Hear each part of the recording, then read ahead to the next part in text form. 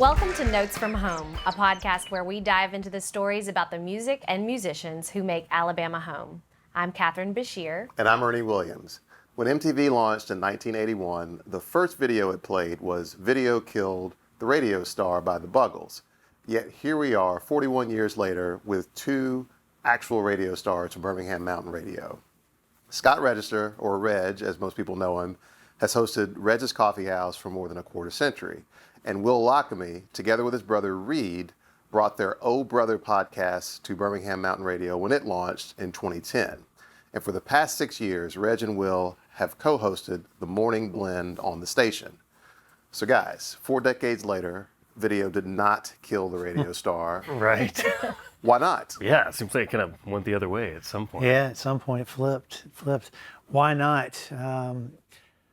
Radio has been a vital source of information and music for a long, long time, and it's free. There's always that. I think what we do that's kept it alive is we're very community oriented. So people want to know what's going on in Birmingham and around Birmingham, and we try to give them a little taste of that in a lighthearted way, and mix it in with great music they might not hear anywhere else. Yeah, there may be some truth to the whole video killed the radio star on a broad scale, because radio, as most people know it, and what Birmingham Mountain Radio is a pretty rare thing. Now radio's these big conglomerates and people aren't live and they're not actually in that city and whatever. And so what we do is a pretty rare thing as an independent station with live DJs who are on the air, who still are at the events and still up shaking hands and stuff like that. I'd say radio killed the radio star before I'd say video killed the radio star. But I'll probably get in trouble for saying that. Of course, YouTube, yeah. Well, you two have been with Birmingham Mountain Radio, since it began as an internet-only station in 2010. So for the uninitiated, what is Birmingham Mountain Radio all about? It's independent radio that is hyper-local, right? So that was the thing, like when they asked me to bring the podcast over, they said, but can you focus it in more in Birmingham, because before it had not been at all. So this is just an independent station that follows a theme to some extent, but doesn't have to. We're not, boxed in at all. Yeah, I feel like this experience has been the freest I've ever been, and I've always been about freedom at radio. I mean, Reg's Coffee House was started, no one told me what to play, no one told me what to do, and I kind of took that with me everywhere I went since then. It was just like rule number one, I play what I want to play. So thankfully the powers that be here, they recognize that since day one. We come in here, Gino Pearson's our program director. He programs the station throughout the day, but we're able to come in and pull out what we want to pull out, put in what we want to put in, and put our own kind of the Morning Blend brand on it musically, and it works. That's something that I feel is sadly missing from radio, is the DJs' personalities matching up with the music they play, instead of just having a personality that matches up with somebody else's music. That has never really done it for me. It makes the station a living, breathing thing, as opposed to being a station where you have the same 160 songs that play on this rotation, and you can almost know, like, at this time of day I'm going to hear this song, and at this time I'm going to hear this song. It makes it where the station has its own personality that changes throughout the day. We have thousands of songs in our database, which is unheard of on terrestrial radio. Yeah. Heck, I'd say it's unheard of on right. And it still doesn't feel like enough. Yeah. Even this morning I was like, oh geez, I wish we had this one, this one, this one. Like, oh yeah, I'm every day I put in music. So don't tell anybody else that. What's that process like, with selecting songs and deciding what is going to get played? With me, it's just a vibe. Like? Just where I am, where it kind of mirrors how I'm feeling that day, or what we're doing. If there's something going on that we need to match it up with, I'll pull something out. It's just on the go. It's on the fly. I mean, that's I like to do it on the fly. I don't like pre-programmed. Pre-programmed, like I said, doesn't match. If I get up in a bad mood, I want to play something that matches my bad mood. If I'm in a good mood. Then we're all in a bad mood. Yeah. We're all in a bad mood. Okay, so we'll know when we're listening in the morning what's happening. It's usually more pronounced on Reg's Coffee House than it is on the Morning Blend, but you know. Yeah. So, Reg, to that end, you've been described as a music tastemaker, which apparently began in high school when you would make mixtapes for your friends. Yeah. Now, aside from that, giving us a context clue as to when you were in high school, talk about that start and how it led you to where you are now. Yeah, what were the 50s like? Almost. No, music was always something that appealed to me, but playing it never really appealed to me. But I loved listening, and I loved watching it live, and I loved going to the record store and shopping, and had a decent collection most of my life. And friends would come over and hear me playing something and be like, can you make me a mix of whatever you're playing? And next thing I know, it's people I didn't even know coming up to me in the hallways saying, hey, I heard so-and-so playing a tape you made. Will you make me a tape? So, rolling tapes at a early age was just something I did for fun, and turning people on to music they weren't going to get somewhere else was, I don't know, that just always appealed to me. I never in a million years dreamt it would lend itself to where we are now. Yeah. I mean, never. I didn't go to college to be on the radio. I was a journalism major, but I worked over at the radio station as a news guy, and I was always, music has always been a part of my life as long as I can remember. I mean, honestly, my earliest memories, there's music involved, and how it ended up being my full-time gig, I have no idea. Yeah. I mean, there's no scientific formula. It just happened. Right place, right time. That's what I tell people all the time. How did you get in this? Like, you're not going to believe me if I tell you. So, I'm just fortunate to be able to still be doing something I love. So, Yeah. Well, Will, you are the son of another Birmingham radio legend, Bob Lochamy. Right. So, do you have any early memories of his career, and how did his career affect, where you are now, and did he give you any tips? Yeah, he said, don't get into radio, which is the truth. He really did. So, yeah, from an early age, I just thought it was really cool that he did that.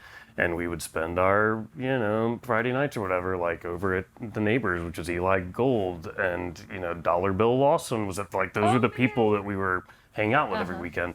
And so then I started going to his radio show when he and Paul Feinbaum started in, like, a nighttime AM show called Sports and Stuff, and I would go and watch them. But then I would sneak down the hall to the FM, the cool station or whatever. And so then those guys thought it'd be funny, like, we'll give this kid, some time on the air or whatever. And it turned into like a show. So when I was 8, I had a show for a year on I-95. And so then later in life, like, I was a musician, and you can only do that for so long once you start having a family and touring and all that. And so I just thought, like, what would be fun? And I was like, oh, radio was fun. That was cool. And that's when I started working towards, getting a job in radio again. Oh, very cool. All right, so let's follow up on that. A question for both of you, and Will, you can go first. Who has shaped your tastes in music, and how have those tastes evolved over time? Yeah, so, I mean, it was my parents. I remember, like, heavy Rolling Stones, Tom Petty, Beatles, and then my brother, he was a musician, so he was a guitar player, so I started playing drums just so I could play, like, along with him. So whatever he would like, Dinosaur Jr. or whatever it was back in the day, then I'd be like, okay, I'd kind of get on with that. And then I think from that, just actually playing with musicians, then like having that community and touring and meeting all the different bands, that was the way. And really, like, magazines, I mean, it's crazy to think, but we used to, like, I remember reading Spin every month and just to find, like, oh, what should I be checking out or whatever. back when you could trust reviews because they were impartial, and before advertising started dictating how reviews of albums went. I was the same way. Yeah. The same way. But almost like, I mean, my parents, like, my mom listened to Tom Petty so much that I'm surprised I still like Tom Petty. Because we just listen to Tom Petty constantly. And there were worse things to be Yeah, Oh, no, it's there great. It could And be he's worse. still, I for mean, sure. one of my favorites. But yeah, so I definitely credit my folks. Uh-huh. Right. What about you, Rich? From my earliest days, my grandfather loved music, except my grandfather listened to old Italian songs and walked around the house singing them at the top of his lungs. And then every Saturday night, you're watching Lawrence Welk and you were watching Hee Haw. I mean, that's what you were watching. So music was constantly around. And my mom my mom was young in the early 70s, and she was really into music. And I, everywhere I went with her, whether we were listening to the 8-track in her Carmen Gia or the AM radio or then the FM radio, I was just absorbing music from, early 70s. We were listening to lots of Beatles and Eagles and Beach Boys and Melanie and all the music of that time. And then Mom went on from the hippie phase to the disco phase, and suddenly I'm listening to all kinds of crazy stuff that I didn't know that I'd be listening to. And it just kind of went from there. I just, like I said, that I was drawn to it, fascinated by it. Unlike Will, though, I had no interest really to play it. I mean, I messed around with it, but I was never consumed by it like he was. He took it to the whole next level. He's gone full Monty on playing music. Yeah, I mean, a lot of that was right place, right time kind of stuff. But Yeah. super lucky to have that as a job for a long So time. it was definitely family. And then, going forward, I can remember, my friend Matt Mathis moving in from Texas to middle school, and he had a Ramones shirt on. I'm like, there's no one in Vestavia listens to the Ramones in my age but me. It's like, I got to know this guy. So, I talked to him earlier today. And we were always just trading music and turning each other on to music. And his older brother was off at college, and he'd come back from the holidays and bring music back that we would dig into. So, it was just constantly being aware of it, wherever I was, whatever we were doing, whoever I was hanging out with. And then just kind of going from there. Cool. Well, part of being a tastemaker is We love that word, by discovering the the way. unknown, Love the that new word, by the way. artists, It's our favorite word. and sharing their music. So, Regis Coffee House, has created buzz for lots of different artists, including Train, John Mayer, Pete Yorn, some of those names that now are very familiar to a lot of people that, when you started playing their music, it wasn't so common. So, who are you the most proud of being right about? Oh, man, that's a crazy question. I don't know that I have, if pride is the right word. They're all the stories are different, and all the way things came together. I don't know that any one story is better than the next one. I'm the most proud of the next artist that I help out getting to the next level. That's the best way to put it. It's, that was never the goal. The goal was just turning people on to the music. I didn't really think much about, where's this going to go from here. It takes a whole lot of folks to get it to the next level. Me giving it a spin on the radio once a week, that's just a spark. You're dealing with so much more to it, and for every story that I have where I was playing somebody, there's so much more to it before they make it to the next level or whatever level they make it to. And for me to act like spinning it once on the radio was responsible for that, or spinning it 100 times on the radio, that's not fair to everybody else that helped along the way. It is for an artist to make it. There's so much that has to happen, and I tell artists I work with all the time, the only thing you have control over is making the best possible record and writing the best possible songs you can write. And at the end of the day, if nothing happens, you can always look back on that record and say, that's me, that's my inner spirit, and it's gonna live with me the rest of the time. So I thinking of Train, thinking of John Mayer, thinking of all the people I worked with and all the people that helped get them up one step and then up another step and then up another step, because it's just 99% of it is luck at the end of the day, and people doing the right things and putting you in the right places. And so I don't really have one that I'm the most proud of. It's like asking me which one of my kids I'm the most proud of. Which one of your kids are you? If you need to Depending on what day of the week it is. if you need to edit that for time, his answer is Brandy Carlisle. Okay. Brandy is a good one, I will but, not disagree with you. Brandy, there. Brandy, a lot of times you look back, it's the ones who, they just don't stop working. You can tell, when I met John Mayer, it didn't matter if anybody else thought John Mayer was going to be a star. John Mayer knew he was going to be a star, and Yep. star. He is. Brandy's one of the hardest working people I know. In music, outside of music, she goes 24/7, 365. You know, when I'm sitting around with nothing to do, I turn the TV on. When she's sitting around with nothing to do, she's got note cards out in front of her and is going through all the things she wants to do. You know, and so she's Brandy and the twins are just phenomenal. Not only musicians, but just humans. They're never satisfied. You know, they're always wanting to up themselves. So there's a lot to be said about that. Again, me playing it on the radio doesn't make that. That's an individual working really hard. And you know, it's cool. I remember the first time Brandy reached out to me because no one was playing a record, no one was listening to a record, and I wrote I wasn't going to because I didn't really care for the cover, but then I put it in. That's horrible to say, but I was in a hurry. Put the record in, and immediately was like, never judge a record by its cover. Yeah. Well, you've described Reg's Coffee House as being sort of like therapy for you. So how would you describe the Morning Blend then? Oh, man. Well, before Will came along, it was pretty much just a job. You know, I showed up in the morning and got to play my music and do ads. But, you know, when he walked in, was that July of 2016? September, something, yeah. Well, you came in July because that's when we started. Yeah, September 12th is the first show. Yeah, first show. But he came in July. I was like, what would you think about All right. doing this? And I was like, I never thought in a million years about doing anything like that. But I was like, well, you know, I'm game. Let's just start popping in and let's see how it goes. And we just had immediate chemistry. I mean, we were never sitting there staring at each other going, what do we say now? You know, it just worked. And we see the world similarly, and at the same time, we see the world completely different, and it works because of that.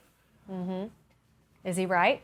Yeah, I mean, the whole, like, what I brought to him, the idea was, you know, content as far as just like, hey, let's do these breaks where just people get like quick news and like quick interviews about what's happening around town, and just you know, something informative like during carpool drive time that kids may want to actually listen to and stuff like that. And so, but I think it ended up working. I always tell people, like, it's not me or it's not Reg, it's just the format. I think works really well. It's a good mix of the music, so it's not just your news and just talking the whole time. It's a little mix of everything. Yeah, and you know, I think we both have fun. I don't think that I would be doing it if I wasn't having fun. Waking up that early. Yes. I mean, it's like we were talking about earlier. You gotta love it. You never get used to it. Yeah. That's for sure. Yeah. It's like constantly having a small child. So, you know, when you double it up with a small child, it's even more crazy. Yeah, I'm not doing that. So when your children were smaller, which one was your favorite? So Will, earlier we talked about your dad working with Paul Feinbaum on the local AM show. Paul's show is now going on to be national, thanks to... Has it? I haven't heard. Yeah, breaking news. How's that guy doing? Breaking news. I haven't seen him lately. We just thought he'd quit. Good for him. So what was it like the first time you and Reed went on that version of the show? When we went on like The national version. Oh yeah, man, that was a crazy thing. So we got picked up from the podcast by Birmingham Mountain Radio and a TV show like right at the same time. The TV show was just statewide at that point. And the SEC network was going to launch. And so Paul, we knew obviously was going to be a part of that. I'm very close with Paul, but anyone who knows Paul, like, he wasn't going to stick his neck out for us at all. And I did not expect that. And so we just thought, well, we'll just pitch the TV show because it's about Alabama and Auburn and it's satire. No one's done comedy in college football. And so we pitched it, and we ended up getting a meeting with the vice president of ESPN like 2 weeks before they launched the network. And she basically said, oh, we don't need the show, but you guys are just so weird. We have to hire you. And that was really the quote. It's like, you're too weird for us to not hire. We don't know what to do with you. She's like, I'm going to set you up with these producers, and you guys just have some meetings and figure out what to do. It was like, all right. So we ended up being on Paul's show, which was the craziest thing. So we would be on Paul's show every day, just commentating. Yeah, and it was this full circle. And I'd be at the ESPN studios, and Paul would like introduce people wouldn't know who I was, and he'd be like, well, it's like the closest thing to my kid, whatever. And then I wouldn't talk to him again, like the rest of the day. And it's just, yeah, I don't know. It was a weird thing, a weird ride for sure. I dealt with hate mail like constantly. That was the like hate tweets and but at the time I was like, yes, like this is awesome. People know who I am, and yeah. Well, that's one way to approach that. Well, because they're college football fans, so they're crazy. Yeah. And so that was our whole game was Long to time like listener, first time call. Yeah, to mess with them. Yeah, It's like and the people that didn't get it like would always watch it because they were furious, and then people got it and they would watch it because they loved it that we were messing with people. So yeah, it was really cool. Awesome. Cool. Well, talking again about your brother Reed. Yep. So how different are your two co-hosts? You know, the shows themselves are very One's different. really but smart, intellectual, and the other one is just a moron. I think That's me I'm talking about. I think I always describe it this way: that Reed and I like have obviously just kind of a weird brotherly chemistry or whatever, and we don't have like when we go and host events and stuff. There's no thinking about it. It's just so I always say that show, Oh Brother, is like jamming in your garage, right? And just like you show up and and then this show is like the concert where there's all the writing that goes in and the practice and the dress rehearsal and like so it's a 4-hour show that I work on for 4 hours to write the content for and to make all this I just stuff. show up and riff. But I'm saying, and, Right. so, and we have this, our personalities are so different that somehow works as well in does. its own weird, different way. It does. And people comment on it like that. Yeah, it's a very, and so when Reed come and co-hosts the morning show, like Fred is out, it's almost a whole different show. Yeah, yeah. totally. Is it hard to, go between the two? No, it works really well. They have, I thought they were twins, which he didn't take kindly to. Oh no, I just didn't know. No one had ever said that. He was I was the like, only wait a one. minute, He was the only one. y'all that don't have said- the same birthday? Yeah, He's like, no, we're not twins. I'm like, really? Well, y'all completely come across as twins to me. You do sound very alike. I do see that. I see that. Yeah, at times. So. Yeah. So how did the leap from the internet to Summit Media to the FM dial affect the station? Well, that's a crazy thing because we were pretty sure we're the first internet-only station to jump back to FM at the time. To go to FM. Yeah, but it really didn't change things. It just made, we just got a bigger audience. The streaming numbers weren't affected by They went going up. on FM. They went up. Yeah. So, and we still find it today. There's people who listen in the car. There's people who listen at their desk, and that's wise because people were, well, first of all, a lot of people would say like, I listen to Birmingham Mountain Radio, but really they weren't that much. I mean, there were, the numbers were good. But then all of a sudden people were listening in their car and then wanting to continue to listen so then they would get to work and so start everything on the just computer. kind of went that way. So, it was a good thing at the end of the day. None of us knew what it was going to happen. I'd say we were all a little anxious about it, but immediately it was like, oh, wow, this is having an effect that, it's positive on both sides. I remember like very clearly being in the spot in my house and like thinking about it and thinking like, oh, I think life's going to change a little bit. Like, and it did. And it did. Yeah. Yeah. Well, you two probably as well as anyone could understand the importance of having like local radio, local DJs. So why would you say that Birmingham Mountain Radio is important for Birmingham? I mean, I credit, several things. There's been this obviously rejuvenation of Birmingham over the last 10 years. Railroad Park is a huge part of it. I always say like Yellowham are creative because they all of a sudden made people like proud, like you were wearing shirts that they were proud to be from Birmingham. And Birmingham Mountain Radio was it, and that's not us, that's Jeff and Gino and Jeremy Harper who put this thing together and all of a sudden gave Birmingham a voice and gave everybody this community gathering on the airwaves and at all these events and concerts. Like before you didn't know what concerts were coming to town. Like it was crazy to listen to a sports station to find out that Dylan was playing. Like I remember that specifically, that concert, and I was like, wait, what? Like that was the only way to find out stuff like that. And like the black and white was kind of, it was on the way out. Yeah. And so I feel like it has been a huge game changer for this city. And we have so many listeners in like Atlanta and Nashville. Yeah. I mean, there's not a station like this in Atlanta. So we have a ton of listeners in Atlanta, which is kind of crazy to think about. Yeah. Yeah. Yeah, it just, again, timing's everything. the station was formed at a time when Birmingham was transitioning and transforming, and what we were doing fit a lot of what was going on around the city.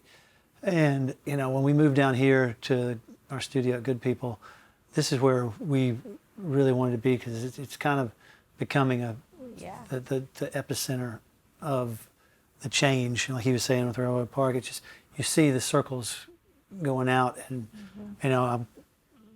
I love being here because I feel like we're right in the middle of all the positive changes going on around town. I bought my first mattress out of this building. This used to be just a rundown warehouse district, and the first mattress I ever bought was right there off those steps in the loading dock. And now to think it's this amazing brewery that's been around for 12 years or whatever. On the way over here, I was just noticing, I don't pay a lot of attention because you take the same routes every day, but today I was coming in from a few blocks north of here, or south of here, I should say, and I was like, look at all the buildings they're tearing down, and there's something cool coming. Yeah. It's not, they're not going to pave it. Yeah. So with UAB being what it is, I don't know, I think a day goes by we don't talk about the importance of UAB to the city. This area just, we're reminded of it daily, how important this area is, and how, when there's a group of UAB students walking down the street and we grab them off the street and it's like, where are y'all from? And they're from all over the country, and I remember when my mom was going here, it was just a bunch of day commuters, it was a bunch of people who worked during the day and they went to school or lived in Birmingham and went to school here. So it's becoming, just like the hospital, the university is becoming something more than, it's beyond becoming. It's well on its way to being a universal place to come to school.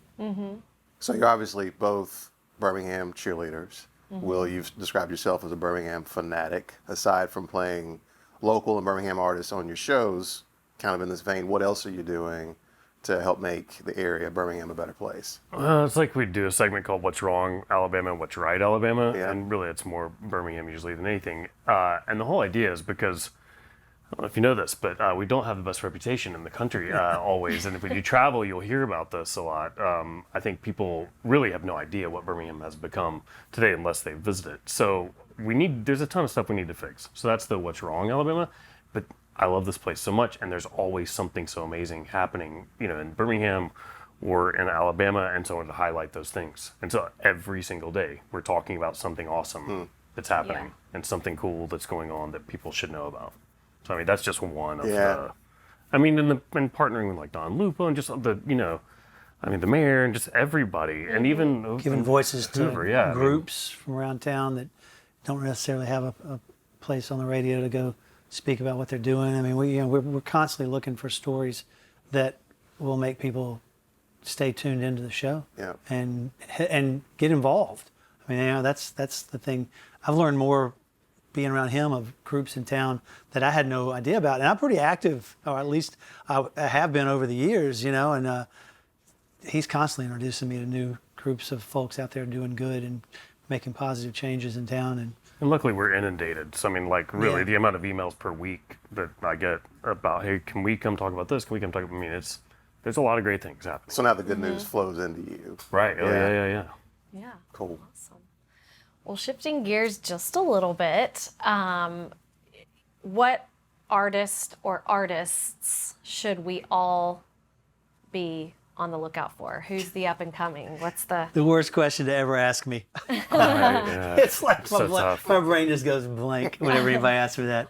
Who's your favorite right now that you're playing? Well, I think we that's both new? can agree. I was telling y'all earlier about this young woman who's a sophomore at Birmingham Southern College and plays basketball over there, and she's from Atlanta suburb of Lilburn, and we were introduced to her by my kid who was in class with her, and She came here on a field trip. she came here on a field trip, and I had gotten her music a few days earlier from my son, and her name's Lily Hart, and we're both crazy about her and her music, and we're looking forward to seeing what the future holds for her, because she's there are no guarantees. I talk about that all the time, but she has the goods to make it to the next level if things fall in her place. And that's a weird situation of if it we're lucky, obviously, to have the opportunity to play someone like Lily, but Lily's lucky to have the opportunity to have a station, because in Atlanta, there wouldn't be that station to be like, oh, you recorded this in your dorm room? Sure, we'll play it on the radio.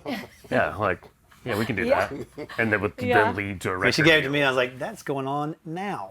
Yeah. And did. Yeah. And I mean, like, one morning, and I always say, like, please don't do this, but one morning, like, there was a knock at the door as we're doing the morning show, and it's like, this guy's like, I listen every morning, here's my CD. I'm like, okay, thanks. And it was really good, and we've been playing, multiple singles from that band now. That's the Which funny band thing. is that? Yeah, the Mummy Cats. Yeah. That's the funny thing. And going back to John Mayer, I had a listener call me on a Sunday morning and say, I was at Eddie's Attic in Atlanta last night, and this kid opened up for, I have no idea, would never tell you who he was opening up for. And she said, I think you would really like his music. I was like, well, get him to send me a CD. Because back then you weren't getting emailed MP3s. It was, send me a CD. A CD shows up in my box a week later. Played it, and I was like, I must be listening to a lot of garbage right now, because that sounds really, really good to me, like something could be huge. So I'm going to put it away for a while and come back. And, that's, had I not listened to that listener, and had she not asked John to send a CD, I never would have played him on the radio. Yeah. Or somebody else would have played him way before me, I guess. I don't know. But it's the same thing, you never know what's going to be handed to you. So it's... And the truth is, like, most stuff that's handed to you is not, ready to be played on the radio, let's say. So, see, that's why you really want to listen to everything, because you never know when there's going to be a John or a Lily or Mummy Cats or something like that. Cool. So what's next for Will and Reg? Tomorrow morning at 6 o'clock. Yeah. After that. That's about how we work, man. That's how I am. Great question. Like, I don't know. I mean, I'm at the point now where, I'm booked. Everything's booked. Like, I don't have another night of the week or another day to do stuff. So there's a great thing. It's a good place to be, for sure. Yeah, I don't know. I don't think about it. He's much younger than me. He's still got a bright future ahead. So I'm always like waiting for him to come in one morning and say, I need to talk to you about something. Yeah, but I mean, I will say this for sure. Having done like the national television stuff, like that was a really cool experience, and that was awesome. But holy moly, this is so much better. It just is. Like the bosses are better. The being able to really write your own content without worrying like who's going to be upset about this or whatever. It's a whole different thing. So yeah, I'd like to be more financially secure and stuff. Yeah, there's always that, but it's a delicate balance. I mean, it's to know that what you're doing is making a difference in the city that you love. We both had so many opportunities to go elsewhere over the years, and I never chose to, because this is home, and I always wanted this place to be better. So, nothing drives me crazier than when somebody I know is out there making things better, packs up and moves out to Nashville or to New York or wherever. It's like, they got enough people making things better up there. We need you here changing things. So, it's what keeps us going, I think, is knowing that we're helping push things in the right direction. And, you can call us Birmingham homers if you want, but we're the first to stand up and say, we don't think that's cool. And propose ways to fix it. Yeah. Because I'm a Birmingham homer. I mean, that's why. Yeah, exactly. Because we know but you're kidding yourself if you think that every city doesn't have major league issues going on. I mean, that's just life, you know. And granted, Birmingham and Alabama has a history that, as we both know from going outside of Birmingham, it's the first thing anybody brings up, and it's like, well, things. That was before I was a wee child. Things have changed. Things.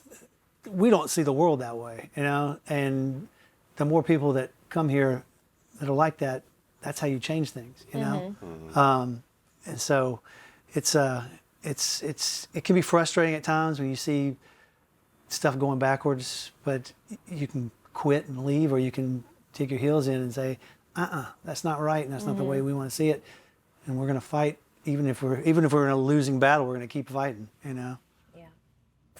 Well, we want to thank both of you for being champions of Birmingham and the state of Alabama. And thank you for joining us today on Notes from Home. If you liked this episode, please be sure to subscribe. And if you'd like to hear more from our interview with Reg and Will, please visit us at alabamanewscenter.com.